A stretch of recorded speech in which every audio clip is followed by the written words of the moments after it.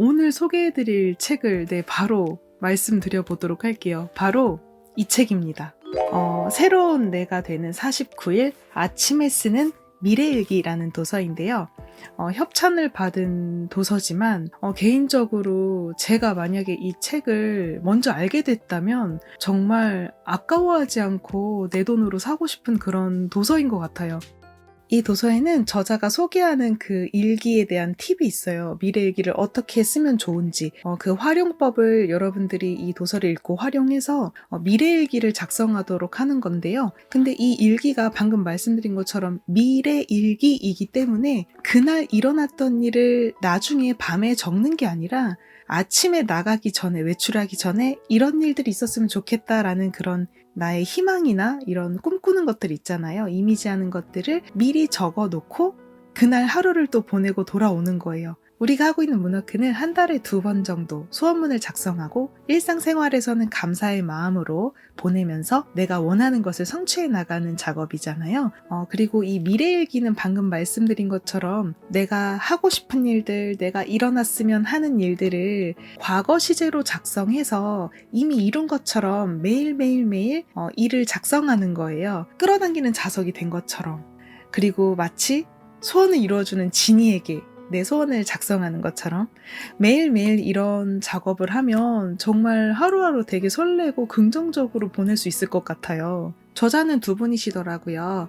야마다 히로미상 그리고 하마다 마유미상 이렇게 2분이 공동 저자세요. 도서를 보면 처음에 프롤로그가 나오거든요. 근데 이 프롤로그에도 정말 주옥 같은 문장들이 많아요. 이 저자분께서 실제로 정말 어려웠던 상황에 놓여 있었는데 그 상황을 미래일기를 통해서 또 극복을 했고 끌어당김의 법칙을 이용해서 행운을 끌어당기고 나중에는 내가 이런 경험을 했던 거, 내가 이런 깨달음을 얻었던 거를 많은 사람들에게 전파하면서 그 주변에서 바뀐 인생을 살아갔다라는 또 이런 사례가 소개가 되고 있어요. 다 읽어드리고 싶거든요. 근데 다 읽어드릴 수 없는 게 또 이 저작권 문제 때문에 이게 좀 안타깝습니다. 근데 정말 좋은 내용이 많아서 여러분들께서 이 저자의 스토리를 보고 영감을 받고 싶다. 그리고 나는 미래일기를 정말 작성해보고 싶다 하시면 꼭 구입을 해서 한번 읽어보시길 바랄게요. 이분이 이혼을 하게 돼요. 이혼을 하게 된 계기가 바로 금전 문제 때문이었어요.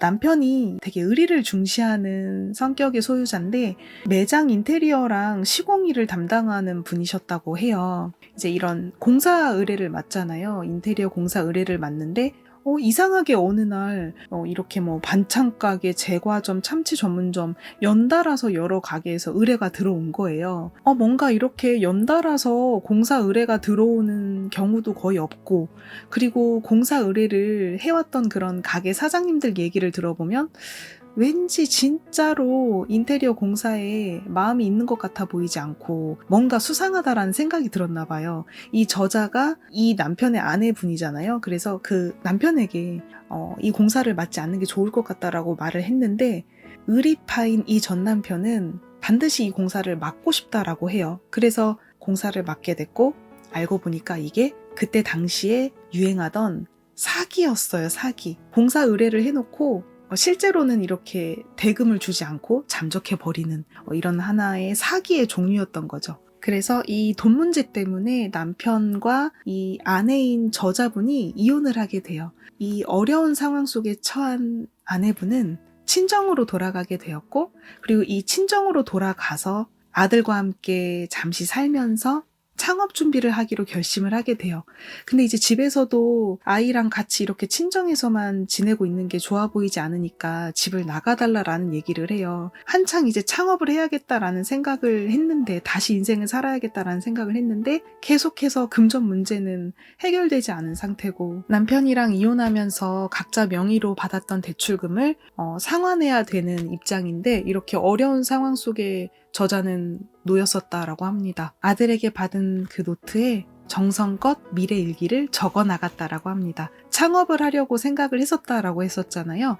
바로 그때 당시에 또 기적처럼 알게 된 또 친구가 있었는데 그 새로운 친구가 바로 이 미래일기의 아이디어를 또 알려줬다라고 합니다. 오늘 일어났으면 하는 것들을 적어 나갔다고 해요. 그리고 일기에 아무리 적었다고 해도 이루어지지 않는 것도 분명 있잖아요.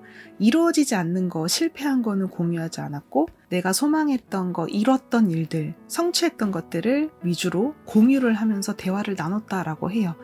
그리고 또 긍정적인 이야기를 많이 할수록 이게 계속 확대되고 더 큰 에너지가 돼서 좋은 거를 끌어당기잖아요.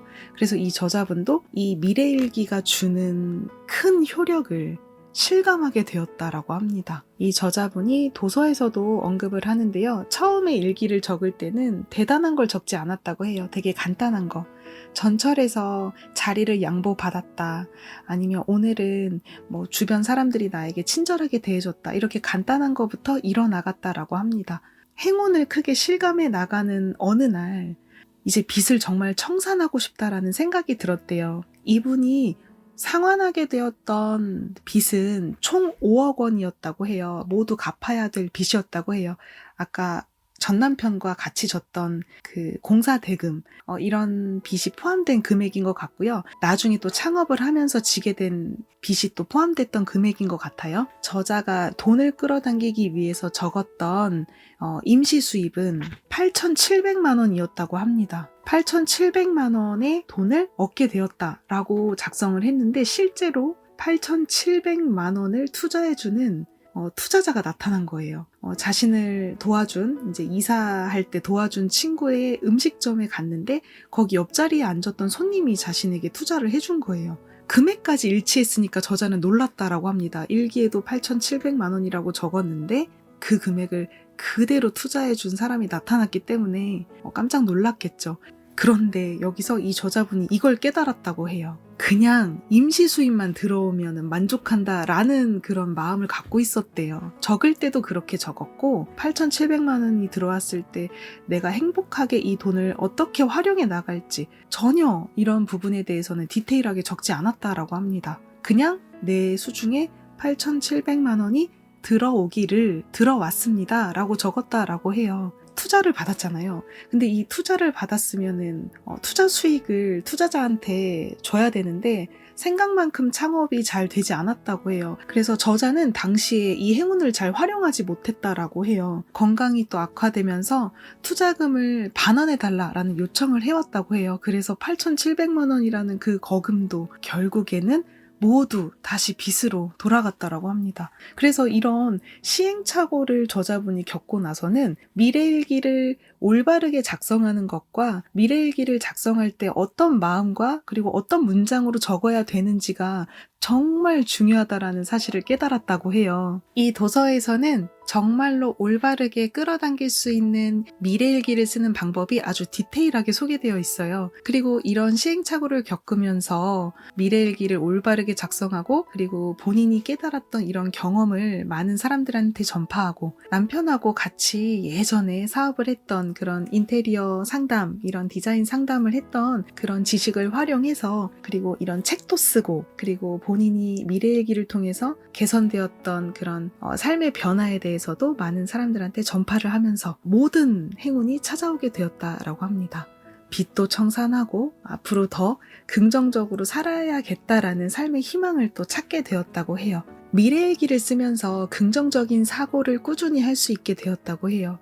설령 힘든 일이 생겨도 마음을 어떻게 전환하면 좋은지를 알게 되었다라고 합니다. 그리고 그런 생활 습관, 그런 마인드셋이 좋은 행운을 계속해서 끌어당겼다라고 말을 해요. 그래서 어쩌면 우리 현대인들에게는 마음을 컨트롤할 수 있도록 도와주는 좋은 수단, 미래일기, 문워크 이런 것들이 꼭 필요하지 않을까라는 생각을 해요. 진짜 이분이 쓰신 모든 문장 하나하나가 저는 다 공감이 되더라고요. 하나도 부정할 수가 없었어요. 우리가 문워크를 할 때도 어떤 그 문장을 적는 규칙이 있잖아요.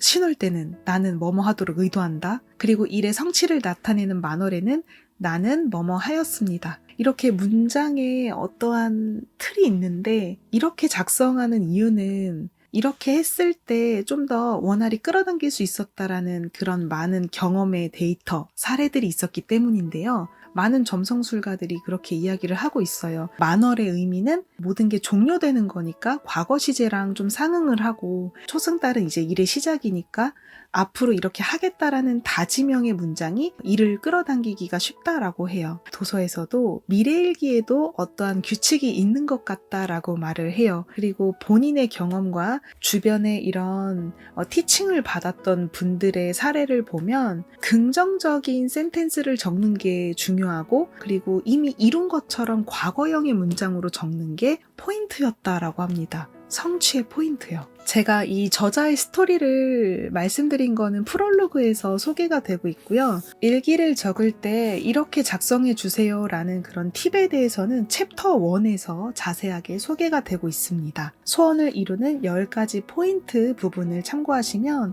좀 더 디테일한 내용을 알 수 있는데요.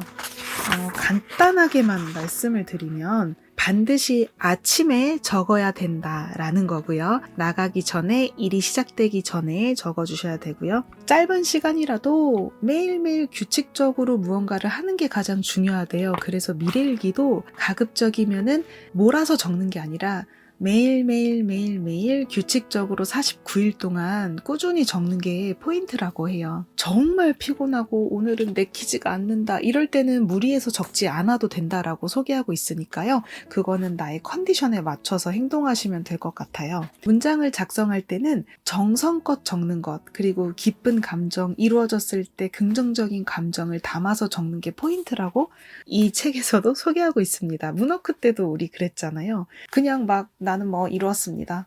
감정 없이 적는 게 아니라 내가 이걸 이뤘을 때 어떤 기분일까? 너무 설렌다.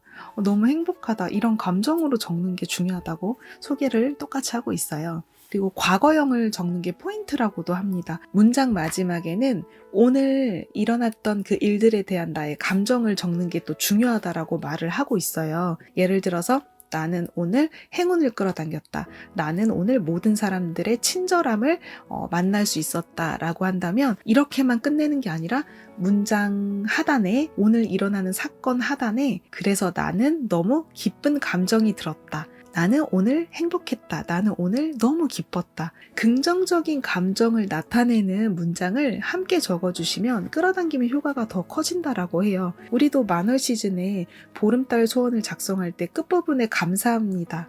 뭐 이런 걸 적잖아요. 약간 그런 거랑 비슷한 것 같아요. 내 감정이 들어가지 않은 소원문은 이루어지기 어려울 수도 있고 그리고 아까 앞서 말했듯이 소원이 행복한 형태로 가기보다는 안 좋은 형태로 이루어질 수도 있다라는 사실을 저자는 주의점으로 언급을 하고 있습니다. 제가 예전에 영상에서도 문워크 성취하신 분들의 그런 사례담을 짧게 1편만 올려서 공유해드린 적이 있는데요. 이 성취한 거를 주변에 공유하고 내가 이런 깨달음을 얻었다라는 거를 공유했을 때 정말 행운이 더 확대된다라고 해요. 이거는 저도 예전에 어디 일본 사이트에서 본 적이 있기 때문에 저도 이거에 영감을 받아서 이렇게 유튜브도 시작을 하게 되었고 블로그에도 저의 그런 개인적인 성취담에 대해서도 공유하게 되었는데요. 이 저자도 똑같은 말을 하고 있어요. 여러분들께서 최대한 이루어진 일만 주변에 공유하는 게 좋다라고 말을 하고 있어요. 물론 힘든 일을 이야기할 수는 있지만 여러분들이 혹시 어떤 성취를 만나게 되었다, 어떤 성취를 이루었다라고 했을 때는 혼자 안고 있기보다는 주변 사람들과 공유하는 게 좋다라고 하고 있고요. 최대한 좋은 거, 최대한 좋은 이야기, 최대한 성취담에 대한 이야기를 나눌 것을 추천하고 있습니다. 미래일기를 쓰는 방법에 대해서 도서에도 이렇게 알아보기 쉽게 소개가 되어 있어요. 먼저 날짜를 적어요. 오늘의 날짜를 적고요. 그리고 되게 신기했던 건 이 저자분이 글자를 필사하는 힘에 대해서 또 이야기를 해요. 좋은 글귀를 필사하면 내 마음에 또 좋은 영향을 줄 수 있다라고 하거든요. 여러분들께서 일기를 작성하시기가 힘들다라고 한다면 파트별로 이렇게 좋은 글귀가 소개되어 있는데요. 그 글귀만 필사해도 상관없어요 라고 이야기를 하고 있어요. 오늘 일기를 작성하실 분들도 마찬가지로 처음에는 파트별로 소개되어 있는 좋은 글귀를 그대로 따라서 필사하시고 그 필사를 한 밑에 또 공간이 있거든요. 그 공간에다가 오늘 일어났으면 하는 그런 행운의 사건들을 적어 나가시면 됩니다. 그렇게 해서 미래일기는 딱 하루에 3분, 이 짧은 시간을 투자해서 여러분들이 오늘 하루를 행복하게 또 행운을 끌어당기는 생활을 보낼 수 있도록 이 책이 아주 쉽게 도와주고 있어요. 글씨 계정을 또 운영하고 있어요. 인스타그램의 글씨 계정은 팔로워 수가 지금 한 70명 정도밖에 안 될 거예요. 저도 그 계정을 운영하게 된 계기는 일본어를 또 이렇게 글자 연습을 하고 싶어서 너무 글자가 안 예쁘거든요. 그래서 글자 연습을 하려고 또 계정을 운영한 것도 있고요. 그리고 두 번째 이유는 좋은 글귀를 좀 필사해서 올리고 있어요. 좋은 글귀를 필사할 때마다 마음을 되게 전환할 수 있게 되더라고요. 힘든 일이 있어도 좋은 글귀를 그냥 아무 생각 없이 필사하고 따라가다 보면 이상하게 뭔가 명상을 한 것처럼 뭔가 마음의 응어리들이 좀 해소되는 기분이 들더라고요. 그리고 이분도 그렇게 말씀을 하시더라고요. 챕터 2에서는 생각이 어떻게 현실화가 되는지 구체적인 사례와 그리고 과학적인 근거를 들면서 저자가 소개를 하고 있습니다. 끌어당김의 법칙을 아시는 분들은 다 알만한 내용이라고 생각을 하는데요. 가볍게 다시 한번 보기 좋아서 추천을 드리고 싶고요. 챕터 3에서 성취 과정에 대한 다양한 사례들이 소개되어 있는데요. 그 중에 한 가지 사례만 지금 잠깐 리딩을 해드릴게요. 70대 여성의 사례입니다. 불안한 삶에서 설레는 삶으로 9월 6일 아침에 쓰는 미래일기를 7월 2일에 받아 그날부터 49일 동안 실천해본 결과 앞으로도 일기를 꾸준히 써야겠다는 마음이 들었습니다. 새 일기장을 구할 때까지 연필로 따라 쓴 문장을 다시 파란색 펜으로 한 번 더 쓸 정도로 아침에 쓰는 미래일기가 마음에 들었습니다. 긍정적이고 아름다운 문장을 정성껏 따라 쓰다 보면 어느새 그 의미가 마음에 깊이 새겨집니다. 항상 제가 바라는 일이나 긍정적 생각에 대해 적다 보니 저 자신도 점점 더 밝아지고 적극적으로 생각하게 되었습니다. 저는 이제껏 걱정과 불안이 많아 저 자신을 비극의 여주인공처럼 생각한 적이 많았는데 이제는 삶을 좀 더 밝고 즐겁게 설레는 마음으로 살아가고 싶어졌습니다. 아침에 쓰는 미래일기를 적으면서 바라던 일이 조금씩 저에게 다가오는 듯한 느낌이 들었고 어느 사이엔가 하나둘씩 이루어지고 있다는 사실을 깨달았습니다. 예를 들어 한 달에 한 번 친구들과 모여 식사하던 모임을 코로나19의 영향으로 반년 동안이나 하지 못했고 감염자가 계속 늘어나고 있는 상황이라 고령인 저희는 모임을 거의 포기하고 있었습니다. 그러나 아침에 쓰는 미래일기에 오랜만에 재회로 우정이 더욱 돈독해졌고 친구들에게 소개해주고 싶었던 책을 전할 수 있었다라고 적었더니 얼마 후 정말 마스크를 낀 채로 무사히 만나 책도 건네줄 수 있었습니다. 그리고 일기장에 있는 메모란에는 그날그날의 몸 상태나 특별한 일을 적을 수 있어 유용하게 잘 쓰고 있습니다. 아침에 쓰는 미래일기는 온통 좋은 점밖에 없어서 다른 친구들에게도 권하고 있습니다. 매일 일기를 쓰는 시간이 기다려집니다. 정말 감사합니다. 어떠한 상황에 놓이든 아침에 쓰는 미래일기를 통해서 우리의 마음을 전환하고 긍정적인 인생과 그리고 행복을 끌어당겨 나갔으면 좋겠어요. 저도 문워크를 하게 된 계기는 이분하고 똑같습니다. 삶이 힘들 때, 누군가에게 기대고 싶을 때 문워크라는 존재를 알게 됐고 확언문을 적으면서 소원문을 적으면서 제 삶을 긍정적인 방향으로 전환할 수 있었는데요. 필사를 하고 문워크를 하고 일기를 적고 이런 모든 것들은 나 자신과의 대화라는 생각을 해요. 저 또한 자신과의 대화를 통해서 좀 성장한 케이스라고 생각을 해요. 저도 2018년도가 가장 제 자신과 대화를 많이 나누었던 시간이라고 생각을 하는데요. 2018년도에는 지금 이 책에서 말하는 것처럼 미래일기까지는 아니지만 확언문을 매일매일 작성했었어요. 하루도 거르지 않고 작성했던 게 약 3개월 정도였어요. 2018년 가을이었는데요.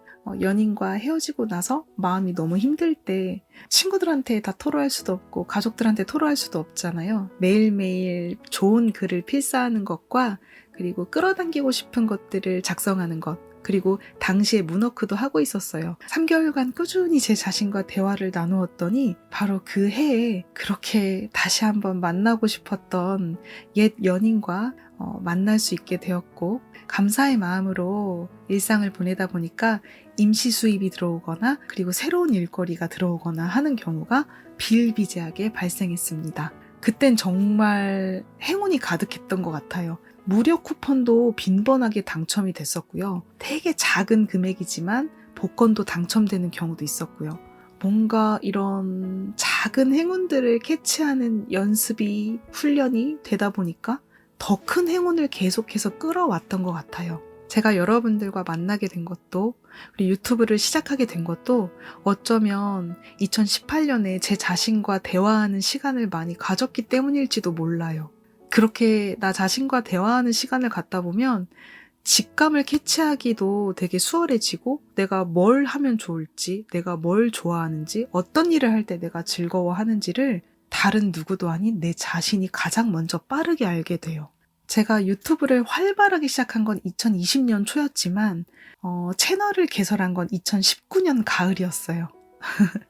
그때 영상도 거의 없는데 아마 구독해주신 분 지금 이 영상을 보고 계실지 모르겠지만 그때 직감이 내려왔거든요. 나는 어쩌면 이렇게 말을 하는 일을 계속 해야 되지 않을까. 글을 쓰고 말을 하고 이런 작업을 해서 많은 사람들에게 이런 긍정적인 에너지를 주고 인사이트를 주고 이런 일을 해야 되지 않을까라는 사인을 받았어요. 2019년에는 역시 학원을 매일 작성하진 않았지만 문워크는 그때도 계속해서 하고 있었고요.